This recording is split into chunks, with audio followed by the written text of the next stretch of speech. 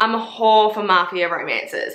Don't get it twisted, hun. I don't know what's fucking wrong with me. No normal woman would fantasize, romanticize, and just imagine being married to a man in the Mafia. Like, no woman, no sane woman would find that attractive, okay? I'm definitely not sane. We all know that. We all know that I am me. You've been waiting for this. I know you have. I know that ever since I started doing the author edition recommendation videos that you guys have been waiting for me to tackle this author and her books. And today I thought, fuck it. Let's just get it done. I don't think anyone actually understands the obsession I have. Like, once you read Cora Reilly's Mafia romances, there's no going back. Mafia is now a trope that I struggle to read because Cora has done it in such a good way. I personally believe that she is one of the best Mafia romance authors I have come across. Now, I have almost read every single Mafia romance that's popular. So if you haven't watched my Mafia recommendation videos, you should do that now. There's one that's called Mafia and Mob and Russian Brat Bar Romance Rex. I've done it all, bitch, okay? I've done it all. And I have a new Mafia recommendation video coming in the next couple of weeks, okay? So I've got you back. So early on last year, when I was searching different tropes to read, I ended up stumbling across an age gap romance that was from Cora Reilly, and it just started a thing, okay? I ended up reading her standalone, and then I read every book in both of her series.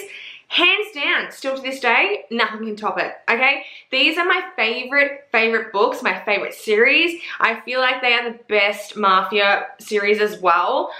What she has done is so creative. She's made a family that is so easy to love, even though they're so fucked up. You know what I mean? Like, she's done it with her first series and her second series, and it's honestly just amazing. I'm obsessed with them. I'm obsessed with the men in these books, the heroines. I love them. I love the stories. Each of them is dark and twisted and unique. And yeah, there has been some books from Cora that I haven't been too much of a fan of. So today's video, I'm literally going to go through every book that I've read from Cora, tell you guys which ones are my favorites, tell you a little bit about the plot and the story, tell you about the ones that I didn't really enjoy, and kind of explain to you guys what order I recommend you guys to read them in if you haven't already. I'm like sweating today too. It's fucking humid, and it's just like, are we trying to be hot? Are we trying to be cold? Why are you raining and windy, but it's hot at the same time? Like, I'm sweating, bitch. This is not comfortable. The first book I'm going to talk about is actually the first book I ever read from Cora. So this is her standalone, Sweet Temptation. Oh my god, when I read this, man, I fell in fucking love with this book. I ended up staying up all night.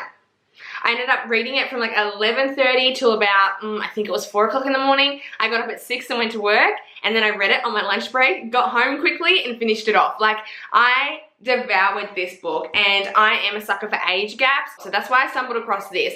I had read a couple of other Mafia books before I read this one, but there was just something about this book that like gripped me straight away. It just sucked me into the Mafia world, and I thought I was a character. Like, I full on thought I was in this book, and I loved every minute of it. As I said, Sweet Temptation is a standalone, but characters that are mentioned in this book you meet in her Born in Blood Mafia Chronicles. But if you want to try one standalone from her first before you go into her series, I would suggest this one, because this one's really, really good. And this is what got me into her books in the first place. So this, as I said, is an age gap. It's about this young girl. Her dad is a underboss.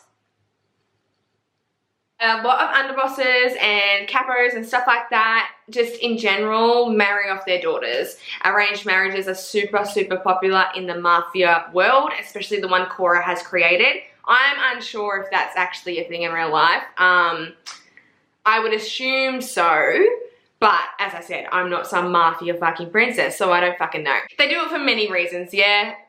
Gaining more power, going up the ranks, or money, or, you know, a business. It could be anything, but in Cora's world, it happens quite often. This young heroine just turned 18, and her father and her have an extremely good relationship. They're super fucking close. Her father has never kept the Mafia world kind of hidden from her. He's been pretty open and honest, and kind of talks business with her. So she's not naive to the Mafia world at all. She knows she has responsibilities, especially when it comes to her arranged marriage. She accepts that and is willing to go forth with any marriage her father sets up for her, and she's quite happy to do so, even though it kind of freaks her out because it's like she's still super young. She knows her life is going to change. She's thinking that she's going to get a dude in the Mafia world that, you know, is going to be good to her, and because of her relationship with her father, she just assumes that her father is going to do her arranged marriage situation justice and not put her in the wrong hands. Her father arranges a marriage with another underboss who is in his 30s and has children and recently lost his wife. His wife was murdered and everyone suspects that he killed his wife. So when her father tells her this heroine is just like, are you fucking kidding me, Dad? Like, you're setting me up with a fucking sociopath. Like, this cunt's fucked. He's gonna beat the fuck out of me. He's probably gonna rape me. He's probably gonna do all these crazy things. This man that this heroine, I think his name's Cassio, I can't remember. This man that this heroine has to marry, oh my god, he is scary, okay? And I loved it so much. It was so good. It was such a good entrance into Cora's world. This heroine, she may be young, bitch, but she's smoking, okay? Her and her Mafia husband, steam-worthy, baby. She may be young, but she's not ignorant when it comes to the bedroom. Alright, now we're on to one of my favorite series that I've ever read in my entire life, and this is the Born in Blood Mafia Chronicles. I think it's 6 books and like a short story book at the end. So the Born in Blood Mafia Chronicles is set in New York, and it's about the New York Mafia, which is just so fucking cool. I love this shit, honestly, love it so much. The first book is Bound by Honor. Now, you can read these books as standalones, but I suggest you don't, because there's kind of like an underlining plot that connects them all together, and each story kind of rolls into one another. I must say as well though, these books are a little repetitive. In each book, you kind of reread certain scenes and certain parts of the story again, just written from a different character's perspective, but it kind of makes sense and is necessary to a certain degree because it connects everything together. If you've read it, you totally understand, but just a warning. I'm just saying this because some people DNF the Born in Blood series because of these reasons, but I truly believe that you have to read this entire series to read everything else, because there's certain things in this series that reappear in all her other books, and it just makes more sense, and it kind of builds the world and the relationships better. This is hands down one of my fucking favorites. So this is about Luca and Aria. This is a companion novel series, so each book is about a different couple. Luca is the son of a mob boss in New York, and he is preparing himself to become capo one day as soon as his father carks it. Luca's father sets up an arranged marriage with Aria. Aria's father is in the Chicago outfit. New York and Chicago are actually at war right now, and this marriage between Luca and Aria is meant to be a truce. Luca's father is known to be a brutal man, like actually abusive to his mistresses and wives and stuff like that. He honestly is a bad fucking person. This is not a dude to swoon over, let me tell you. And Luca has the reputation to be just like his father.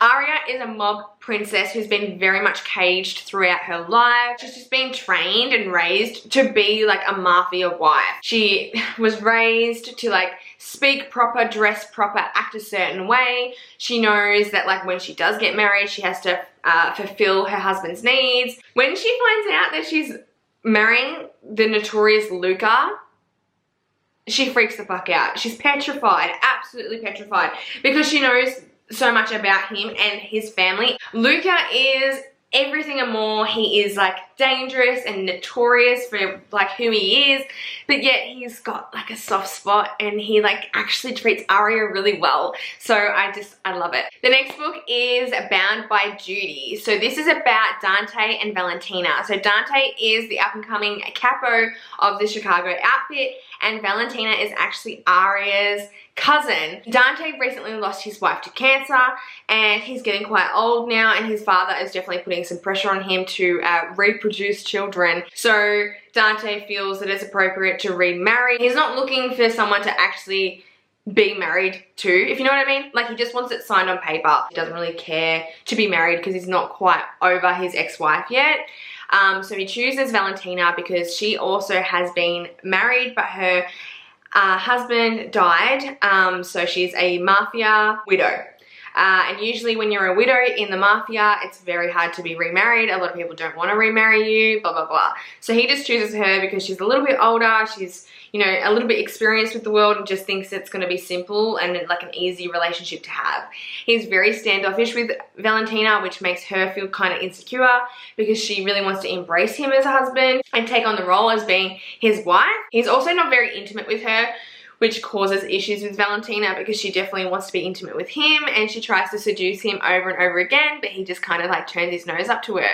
I love this book so much. Bound by hatred, and you meet these two characters in the first book. So this is about Matteo, who is Luca's brother, and Gianna, which is Aria's younger sister. The heroine in this book is awesome. Gianna is definitely not a soft, subtle heroine. She fights. She's a firecracker. She's definitely got more edge to her. She hates the Mafia world. She hates everything about it. She doesn't want to conform to it. Matteo comes across Gianna, obviously, when Luca and Aria get married, and is fascinated by her. He definitely is way more crazier than Luca. His fuse is very short, so he can just like stab someone straight away, like for no reason, like skin people alive just for the fun of it. That's what Matteo was like, and he becomes like fascinated with Gianna because of who she is, and the more that she like resists him, the more that he wants her, and it's just, yeah, it's intense. It's really good. I really love them as a couple. Then we got Bound by Temptation. So this is about Romero and Lillian. Romero is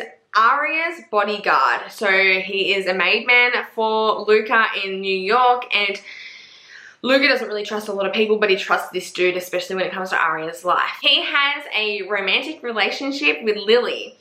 Lily is Aria's youngest sister, and there is a big age gap with these two, and it is very, very taboo, forbidden, no, because he's not very high up in the ranking. And Lily, you know, is a mob princess from Chicago, and her father has other plans for her. I loved this book. I really did. A lot of people don't like this book. A lot of people find this one of the most boring, but I loved their relationship. I loved their dynamic, but I will warn you, Lily does some really embarrassing shit when she's young. She's crushing on this fucking Mafia security man since she's like fucking 12, man. And she does the silliest shit and the most embarrassing shit, and you just like want to jump into the book and squeeze her fucking face and be like, what are you doing?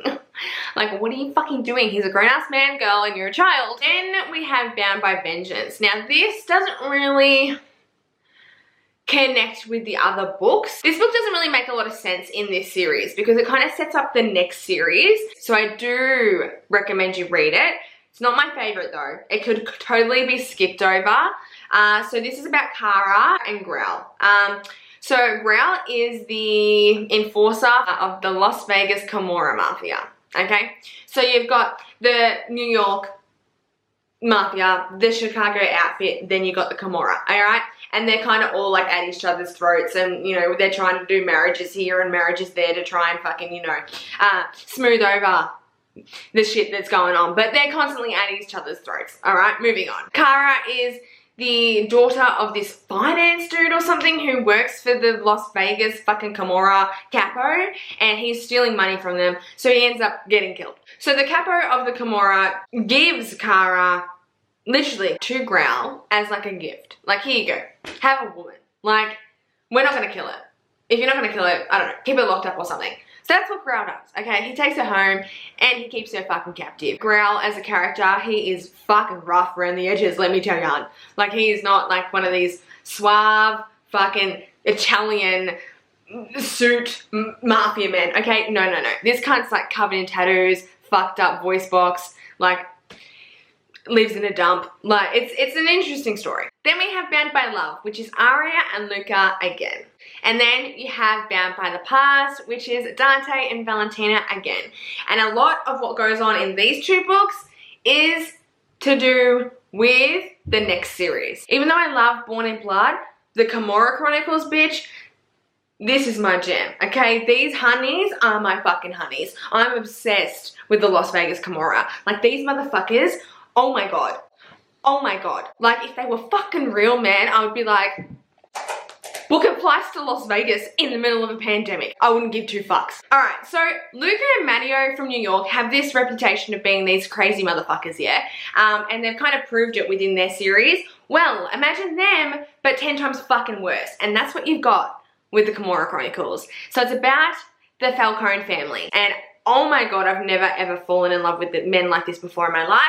And I don't plan on ever falling out of love with these motherfuckers because they are so, so good. The first book in the Kimura Chronicles is Twisted Loyalties. And hun, I loved this so much. I remember fucking reading this in one sitting and I was like obsessed. I got obsessed. So this book here is about Fabiano?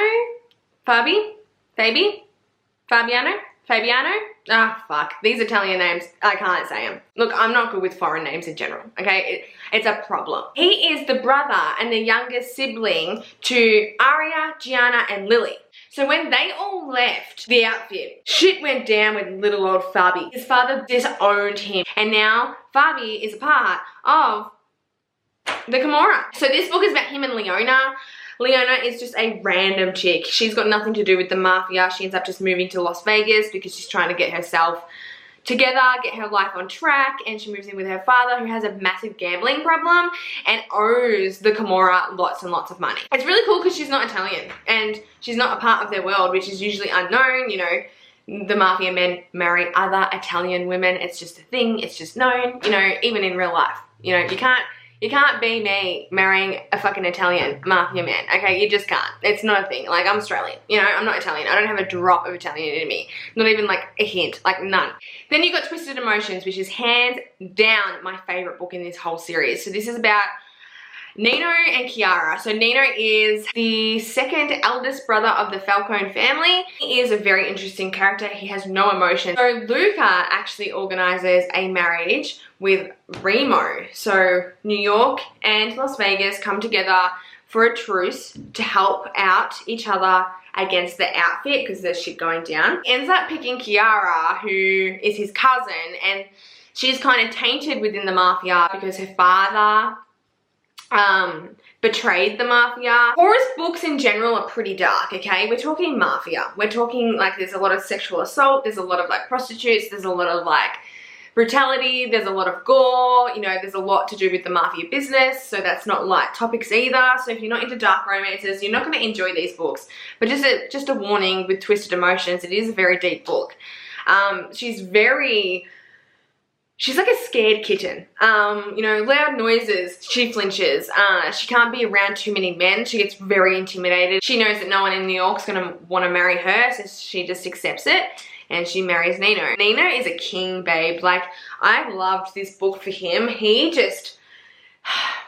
rebuilt this woman. Then you have Twisted Pride, which is about Remo, who is the capo of the Kimura. He's fucked up. If you read every other book in this series, and even some of the Born in Blood, you know Remo's fucked up. He's not a good dude. He's so fucked up. He has this plan to kidnap Dante's niece, the Chicago Outfits capo, to kind of fuck with Dante. He wants to like kidnap his niece, fuck her up, completely ruin her, send her fucking home and be like, yeah, bitch, I own this shit. Like, the Kimura owns everything, and that's like what his plan is. But he kidnaps Serafina, who is Dante's niece, and she's the opposite. She's like full of fucking pride, you know what I mean? She's unbreakable, and she challenges Remo every time. Every time he gives her an option, she challenges him and does something that he least expects, and they end up falling for each other. This is a controversial book because it is like a captive romance, but Remo is one of my favorite fucking characters. Seriously, he just has so much love for his family. I really love men that are like fucking brutal, but not to me. You know what I mean? Like, be dangerous, be all that. Like, do what you need to do, hun. Take care of business, be a fucking killer if you have to be. But treat me with love and respect. Like, that's what I'm about. And that's why I love these books, because that's what the men are like in these books. They're literally like my ideal man. Then we have Twisted Bonds, which is Chiara and Nino again, so their story continues on. Then you have Twisted Hearts, which is Savio's book. So Savio is the second youngest brother in the Kimura gang, like in the Falcone family. He is known to be like a man whore. Like, he just sleeps around, fucks a lot of women. He's all about getting that puss, you know what I mean? Like, he doesn't give a fuck about marriage or anything like that. He's just really conceited, really cocky. He's hilarious, but he's definitely up himself. He has this best friend who has a younger sister who he has known his entire life. Her name is Gemma, and Gemma is obsessed with him. But he's just not really interested until she gets set up to marry another man in the Mafia, and then Savio kind of realizes, like, fuck, I don't want her with them. I want her with me. The issue with Savio is, though, he wants Gemma, but he's just not ready to commit. This book isn't my favorite. It could have been better, I'm not gonna lie. It's kind of frustrating, it's really annoying, but with these books, even though you may like one more than the other, it's good to read them all because, as I said, there's underlining plots that all connect, and you see all the other characters that you love reappear in each book, and you get that moment, and it gives you that, like, heartfelt feeling when you come across your favorite couple again. So you do have to read this. Then you have the last installment of the Kimura Chronicles, and this is the most recent book, which is what inspired me to talk about Cora's books again. So this is about Adamo. Adamo is this man who didn't necessarily want to be involved in the Mafia. He didn't like the blood and the guts and the gore, and he just wanted to live like a different life, but obviously that is not in the cards for him. He goes to New York to get away from his family to kind of like become the man that he needs to become, and then when he comes home he gets involved with race car driving and racing, which is a part of like the Kimura's business, I guess, and he meets a steamy Russian redhead there and ends up falling for her. This was interesting because Cora brought in a Russian character, and if you've read this series, you know that the Russians throughout the Born in Blood and definitely the Kimura Chronicles, they're a big no-no, a bad guy, and they're painted to be really fucked up. So for this female character, this heroine in this book, to be the head boss of the Russian brat's daughter is a big deal. Honestly, I love the Kimura Chronicles. It's so good. I'm obsessed with it. I've read it twice. I've read Born in Blood and the Kimura Chronicles twice, and I enjoy reading them every single time that I do. The next book I want to talk about is Fragile Longing. So this is actually a standalone, but this whole book is set up and kind of like a second book, you could say, to Twisted Pride. So this is about Serafina's younger sister and Serafina's ex-fiance, and the outcome of Twisted Pride led to this book. This was my least favorite book that I've read from Cora, but I know a lot of people did enjoy it, so obviously I'm going to recommend it in this video. I do love the cover, but yeah, it's an age gap as well. A lot of people like it, but then a lot of people don't like it. Not my favorite, but I would suggest reading it if you enjoy everything else that you've read, but I wouldn't go into this one first. Absolutely not. Absolutely not, because it doesn't do Cora justice. Read it in the order that I have told you to. Before I finish this video, I want to let you guys know that Cora is planning on writing the next generation. She's already set up the couples. She's already got Pinterest boards all about the children of these series, which is so exciting. So that's going to be called The Sins of Our Fathers. I believe that that book will be coming out in the next couple of months. I'm not too sure. She hasn't actually dropped release dates or anything for the next series, but I'm fucking pumped. You have no idea how excited I am. Oh my god, there is so much like excitement for me behind this series just because I loved Born in Blood and the Kimura Chronicles so much, and to know the children of those series, this is that. Like, that's what this series is going to be about, and I'm so excited for it. She has mentioned a couple of the couples already. I hope you guys enjoyed this video, me talking about this. It is a little bit complicated because you kind of got to explain the Mafia storyline. If you haven't read Mafia before, please read these books. They're so fucking good. They will change your life.